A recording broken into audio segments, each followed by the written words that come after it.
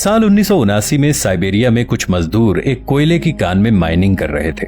जमीन से 230 फीट गहराई में माइनर्स कोयला निकालने का काम कर रहे थे। तभी एक मजदूर की कुल्हाड़ी किसी अजीब सी चीज से टकराई। कुल्हाड़ी के टकराने से एक खोखली सी आवाज आई। उस मजदूर ने अपने कुछ साथियों को बुलाया और वहां से पत्थर हटाया।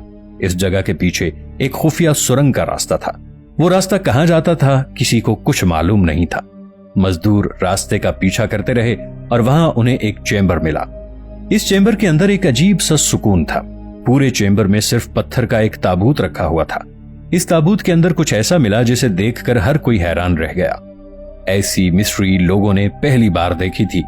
ये इतना बड़ा राज था कि सोवियत यूनियन और रशिया ने दुनिया से इसे छुपा कर रखा। ये राज पूरी ह्यूमन हिस्ट्री में सवाल खड़ा करने वाला है। आखिरकार इस ताबूत के अंदर क्या था और सोवियत यूनियन ने क्यों कभी इस राज से पर्दा नहीं उठाया? दोस्तों, ये जानने के लिए हमारी इस वीडियो को आखिर तक जरूर देखिएगा। कान में काम कर रहे मजदूरों ने जब पत्थर के ताबूत को देखा तो वो बहुत हैरान और परेशान हुए।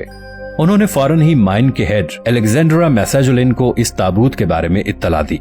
अलेक्जेंड्रा ने फौरन ही इस ताबूत को कान से बाहर निकलवाया, लेकिन ये काम इतना आसान नहीं था। वो ताबूत बहुत ज्यादा भारी था। कई घंटों की मशक्कत के बाद उसे जैसे तैसे करके बाहर निकाला गया।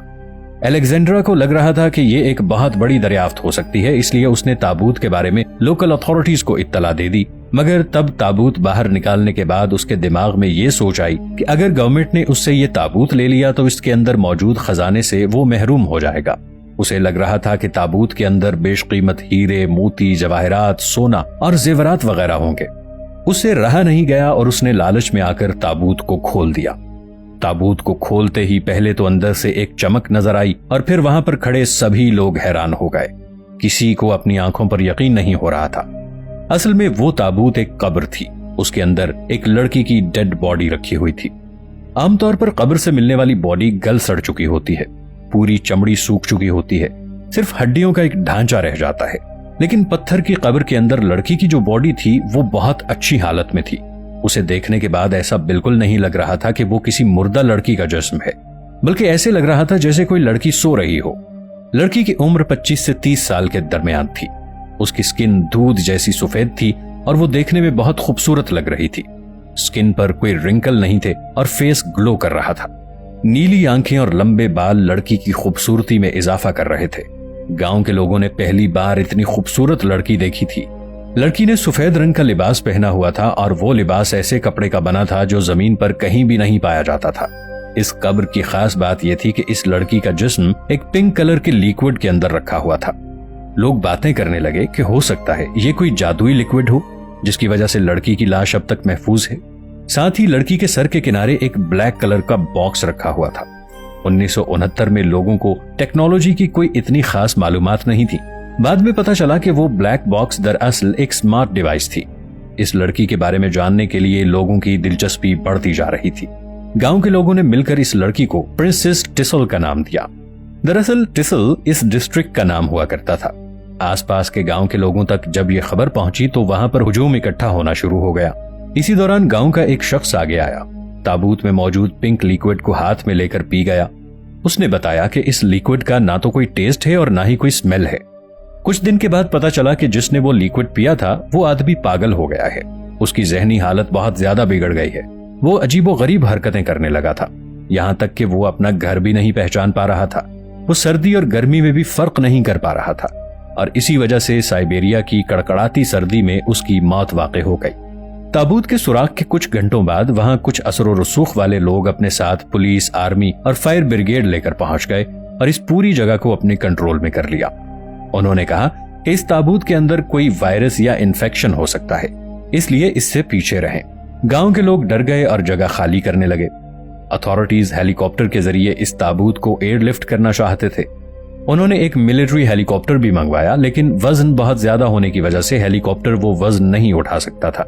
इसके बाद उन्होंने तय किया कि लड़की के जिस्म और लिक्विड को ताबूत अलग कर देते हैं और इन्हें अलग अलग ही रिसर्च सेंटर तक ले जाएंगे। लेकिन जैसे ही ताबूत से पिंक लिक्विड को बाहर निकाला गया, एक अजीबोगरीब वाकया रूनुमा हुआ। लड़की का जिस्म अचानक काला पड़ गया। वो पूरी तरह से सूख गई थी। बॉडी कुछ ही देर में डिकम्पोज हो गई। ऐसा लग रहा था जैसे वो 1000 साल पुरानी कोई मम्मी हो। ये नजारा देखकर ऑफिशियल समझ गए कि इस पिंक लिक्विड में ही कोई प्रिजर्वेटिव प्रॉपर्टी थी और इस वजह से वो बॉडी खराब नहीं हो रही थी। नोवोसिबिर्स्क सिटी में रिसर्च के लिए उसे लाया गया। साइंटिस्ट को इस टिसल प्रिंसेस की बॉडी में काफी दिलचस्पी पैदा हो रही थी। रिसर्चर्स ने सबसे पहले लड़की की उम्र और ताबूत का पता लगाने की कोशिश की कि ये कितने पुराने हैं। इसके लिए पहले कार्बन डेटिंग टेक्निक का सहारा लिया गया, लेकिन इस टेक्निक से सिर्फ 50,000 साल पुरानी चीजों का ही पता लगाया जा सकता था। ये टेक्निक नाकाम साबित हुई और रिसर्चर्स को भी इस बात की हैरानी हुई कि ये मम्मी 50,000 साल से भी ज्यादा कैसे पुरानी हो सकती है।